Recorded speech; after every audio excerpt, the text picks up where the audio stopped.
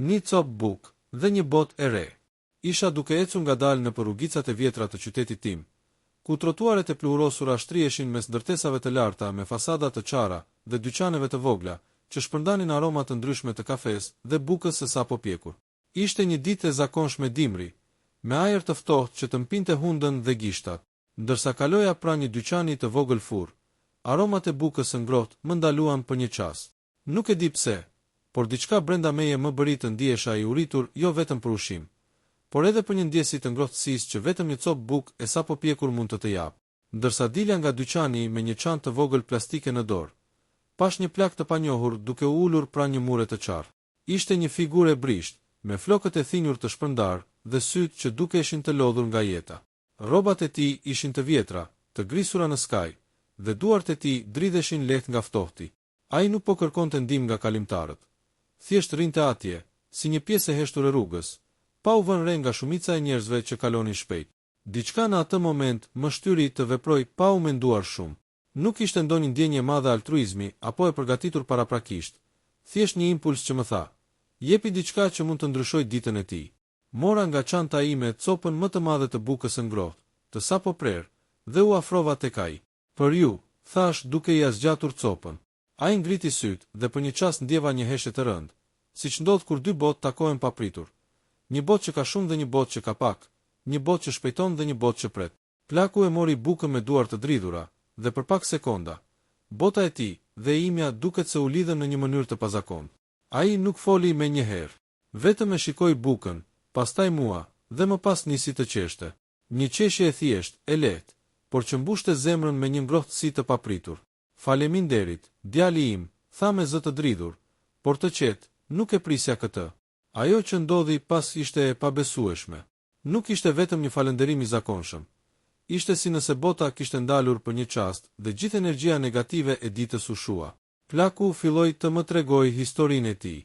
Ishte një njeri që kishte punuar gjithë jetën, por që për shkak të fatit të keq dhe rrethanave, kishte përfunduar në rrugë. Ai fliste për humbjen e familjes, për shtëpinë që kishte mbetur bosh, për miqtë që ishin larguar dhe për ditët që kalonin pa asnjë ngrohtësi. Ndërsa dëgjoja, ndjeva një ndjesi të fuqishme empatie. Nuk ishte thjesht dëmshuri. Ishte një kuptim i thellë se çdo njeri, pavarësisht se sa i haruar duket, mbart një histori të pasur me ëndra dhe shpresa. Çdo copë bukë që ia jepja nuk ishte thjesht ushqim. Ishte një dritare për të treguar se dikush kujdeset. Plaku vazhdoi të fliste për kujtimet e tij të fëmijërisë, për lojrat në fshat, për aromën e bukës së bërë nga duart e nënës së tij. Ndërsa rrëfimi i tij ecte, diçka brenda meje ndryshoi. Një ndjesi e lehtë e pashpjegueshme më pushtoi. Lumturia që mund të sjellësh dikujt vetëm me një akt të vogël mirësie. Ai nuk kërkonte më shumë, nuk donte para, nuk donte më shumë ushqim, vetëm një dëshmi se nuk ishte i harruar. Dhe ndërsa u ngri për të shkuar, më pa me një sy që nuk mund të përshkruhet me fjalë. Ishte një shikim i plot mirënjohjeje, i thellë dhe i pafund. Ai ngriti duart drejt qiellit dhe tha me zë të qetë: Zoti të bekoft, djali im, në këtë botë ku gjithçka është kaotike, ti më tregove se akoma ka njerëz që kujdesen.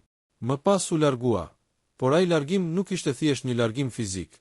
Ishte një ndryshim në atmosferën përreth. Një energji e lehtë, një ndjesi e çuditshme mirësie që mbush rrugën me dritë, mbeti pas tij. Kalimtarët e tjerë nuk kuptuan asgjë. Për ta ishte një njeri i zakonshëm në rrugë, por për mua, dhe për një copë bukë të vogël, bota kishte ndryshuar. Ndërsa u ktheva në rrugën time, nuk mund të ndaloja së menduari. Sa shpesh harrojmë fuqinë e aktit më të vogël të mirësi.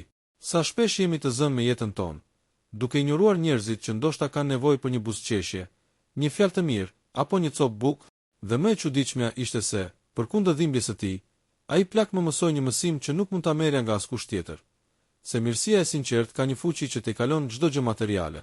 Kur arrita në shtëpi, mora një copë tjetër bukë dhe e mbajta në dorë për një çast. Nuk ishte më thjesht ushqim, ishte një kujtesë se çdo gest i vogël ka potencialin të ndryshojë një jetë. Dhe ndërsa vendosa copën e bukës në tryez, ndjeva se diçka brenda meje ishte zgjuar, një sens i ri i qëllimit dhe i lidhjes me njerëzit rreth meje. Dhe kështu nisi një kapitull i ri. Nuk e dija ende se kjo ndodhje e vogël do të çonte në një seri ngjarjesh të papritura, të cilat do të më bënin të kuptoja më shumë për veten, për komunitetin tim dhe për fuqinë e humanitetit që shpesh e marrim si të mirëqen. Nuk e dija që një copë bukë dhe një moment vëmendjeje ndaj një plaku të panjohur do të shpinte në një udhëtim emocional që do të ndryshonte rrënjësisht perceptimin tim për botën dhe për njerëzit. Por kjo është historia që sapo ka filluar, dhe ajo që ndodhi pas ishte e pabesueshme. Sekreti i plakut dhe një botë e papritur. Ditët pas atij takimi të rastësishëm, u bën një seri reflektimesh të gjata për mua. Nuk mund ta shkundja nga mendja fytyrën e plakut, sytë e tij që shndrisnin nga mirënjohja, dhe zërin e tij të qetë që më përshëndeti me fjalët e thjeshta. Zoti të bekoft, djali im. Ndonjëherë, ndërsa shkoja në shkollë apo punë, ndaloja në një cep rrugice dhe mendohesha: çfarë mund të kishte bërë një copë bukë për të? Sa e fuqishme mund të jetë një gjest kaq i vogël? Por ajo që nuk e dija ishte se plaku nuk ishte thjesht një pastrej i zakonshëm.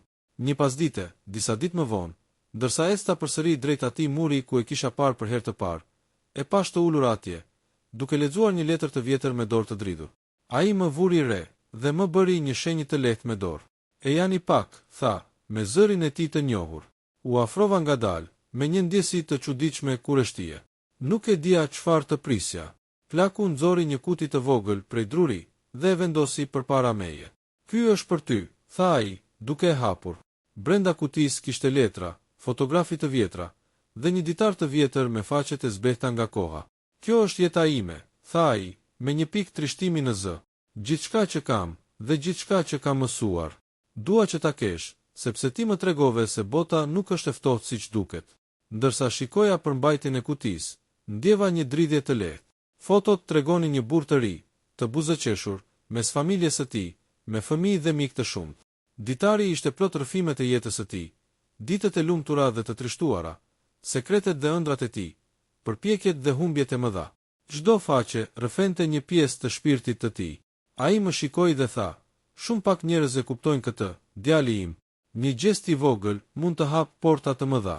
Ti më dhurove një moment shprese, dhe tani dua të ndaj me ty gjithçka që kam mbajtur brenda për dekada." Ndërsa lexova disa nga faqet e ditarit, një histori e pabesueshme u shfaq para syve të mi. Plaku kishte qenë një ish inxhinier i madh, i njohur për krijimet e tij inovative në qytet. Ai kishte zbuluar një teknologji të re që mund të ndihmonte shumë njerëz, por që kishte rënë viktimë e tradhtisë dhe korrupsionit. Të gjitha ëndrat dhe planet e tij përmirësuese për komunitetin ishin shkatëruar, dhe ai ishte detyruar të largohej nga familja dhe shtëpia. Historia e tij ishte plot dram, humbje dhe padrejtësi, por gjithashtu edhe mësime të fuqishme mbi jetën, shpresën dhe fuqinë e mirëkuptimit. Në atë moment, diçka ndryshoi brenda meje. Nuk ishte më thjesht një histori e një plaku të pastre. Ishte një thirrje për veprim. E kuptova se një copë bukë që i kisha dhënë nuk ishte vetëm një akt mirësie, por një portë drejt një udhëtimi më të madh. Një ndërlidhje midis njerëzve që shpesh ne nuk e shohim, dhe që mund të ndryshojë jetën tonë në mënyra të paparashikueshme. Plaku më bëri një pyetje që më bëri të ndalesha për një çast. A do të më ndihmosh të përfundojmë atë që nuk mundëm të përfundojmë vetë? Nuk kuptoja menjëherë, por ndërsa shikoja sytë e tij të ndritshëm, ndjeva një përgjegjësi të madhe. Nuk ishte më thjesht një copë bukë që mund të ndryshonte ditën e dikujt. Ishte një mundësi për të bërë diçka të madhe, diçka që do të ndikonte në jetën e shumë njerëzve. Dhe kështu filloi një aventurë që askush nga ne nuk e kishte pritur. Një bashkëpunim mes një të riu dhe një plaku. Një bashkëpunim që do të shndërrohej në një histori të pabesueshme suksesi, sfidash dhe mësimesh të çmuara mbi jetë. Ajo copë bukë që ia dhash një ditë të ftohtë dimri ishte thjesht fillimi. Ajo ishte qelësi që hapte dyer, që nuk i kisha imagjinuar ndonjëherë. Dhe ndërsa u largova nga ai mure i zakonshëm ku gjithçka kishte nisur, ndjeva se bota ime dhe bota e plakut ishin tashmë të lidhura në një rrjet të pandashëm shprese dhe mundësish. Historia e pabesueshme nuk kishte mbaruar. Ajo sapo kishte filluar. Bashkëpunimi që ndryshoi jetën. Ditët pas atij takimi të paharrueshëm ishin një përzierje emocionesh dhe vendimesh të mëdha. Nuk kisha menduar ndonjëherë se një akt i vogël mirësie, një copë bukë, mund të hapte një rrugë që të shpinte në aventura të jashtëzakonshme. Por aty isha, duke ndihmuar një plak të panjohur, duke përgatitur plane që do të ndryshonin jo vetëm jetën tonë, por dhe të gjithë komunitetit rreth nesh. Plaku, që tani e njihja më mirë dhe që më kishte dhënë ditarin e tij, kishte një vend ku gjithçka mund të realizohej. Ishte një ndërtesë e vjetër, e braktisur, që dikur kishte shërbyer si laborator për projektet e tij teknologjike. Muri ishte i qartë, dritaret ishin të thyera, dhe papastërtia e kohës kishte lënë gjumë të thella. Por për ne kjo nuk ishte një pengesë. Ishte një mundësi për të ribër diçka të madhe. Hapi i parë ishte të kuptonim çfarë mund të realizonim me njohuritë dhe mjetet që kishim. Plaku më tregoi me kujdes çdo projekt që kishte nisur dikur. Sisteme të thjeshta për përmirësimin e energjisë, metoda për të ricikluar materiale që shpesh hidhen pa përdorim, dhe një projekt inovativ për ndihmën e të pastreheve dhe njerëzve në nevojë. Ai më shpjegoi gjithçka me pasion, dhe ndërsa dëgjoja, ndjeva se isha duke mësuar jo vetëm teknologji, por edhe filozofi jetese.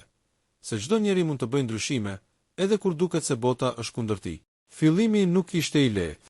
Nuk kishim fonde, nuk kishim mjete të mjaftueshme, dhe nuk ishte askush që të besonte në atë që donim të bënim. Por diçka brenda nesh nuk na lejonte të dorëzoheshim. Çdo ditë, pas shkollës dhe punës, ne kalonim orë të tëra duke riparuar laboratorin e vjetër.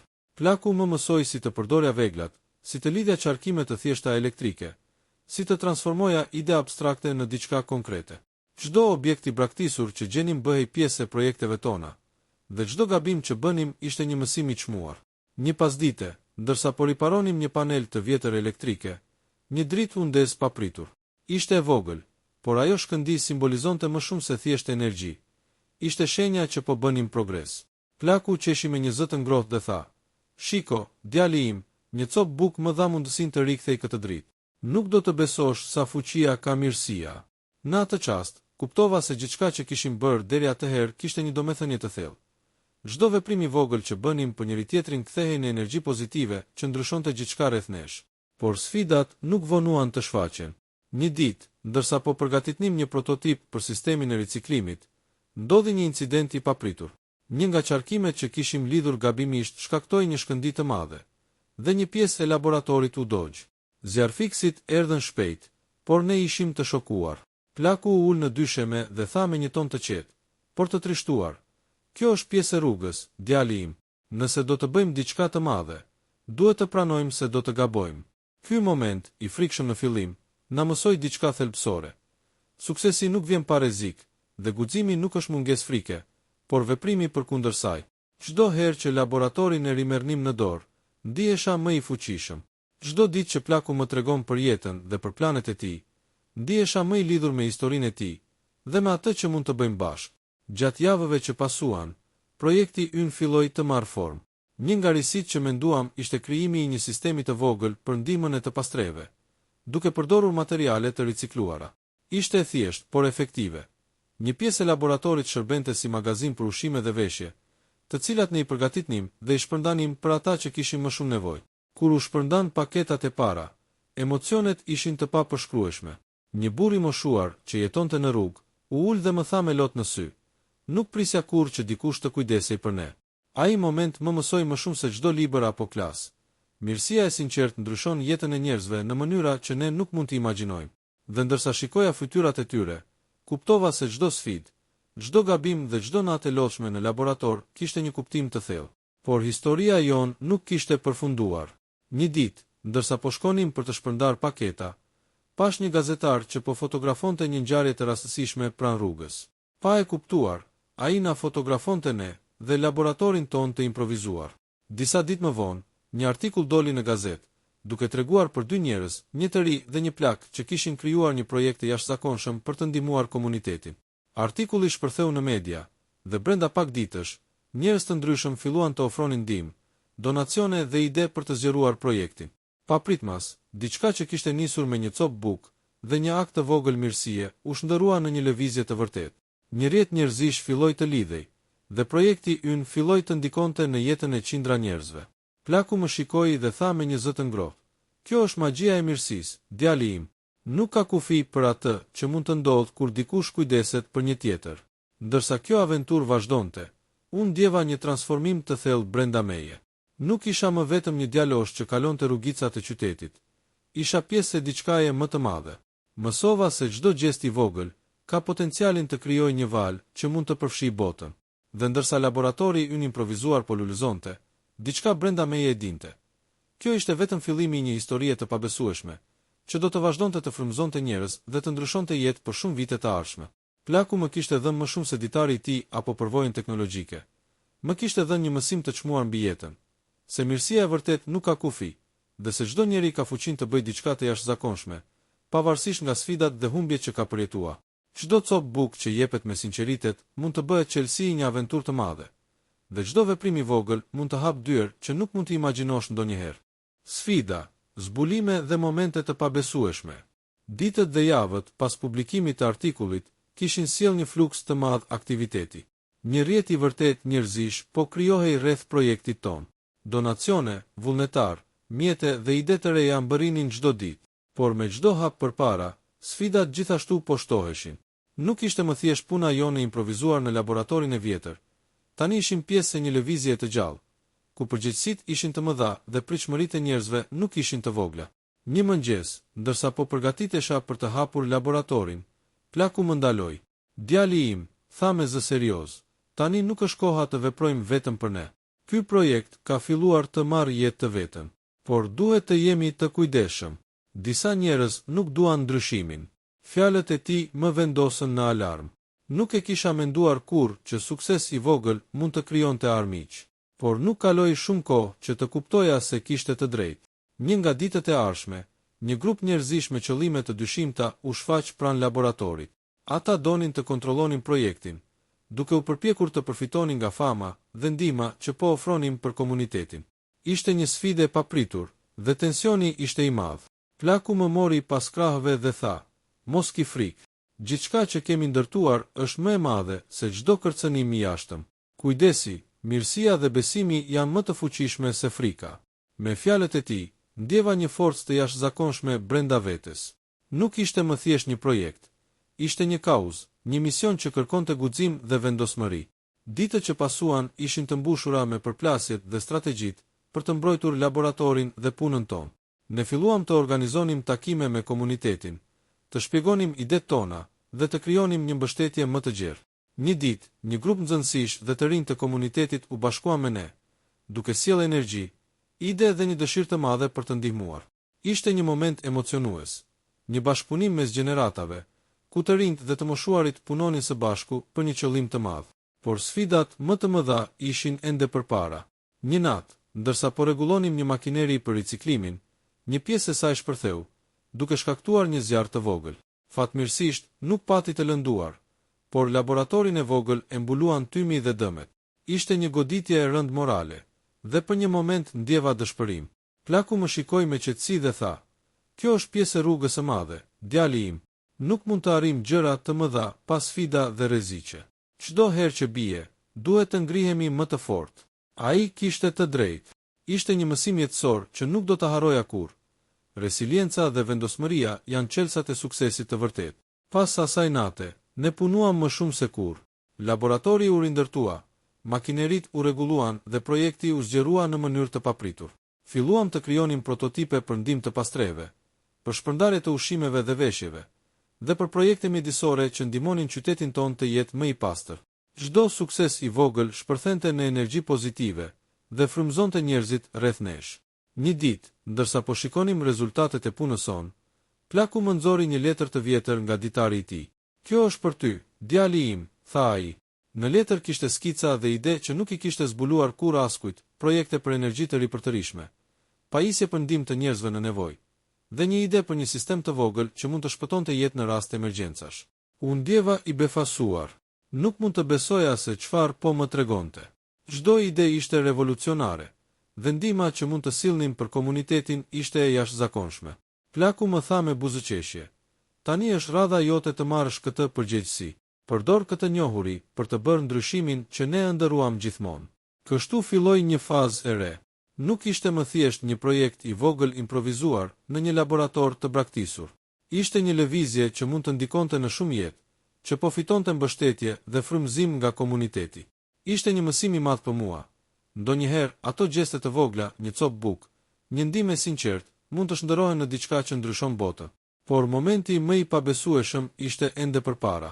Një ditë, ndërsa po shpërndanim ndihma në një zonë të varfër të qytetit, një fëmijë i vogël më afrohet dhe më thotë: "Ju më ndihmuat kur nuk kishte kush të më ndihmonte. Tani dua të bëhem si ju."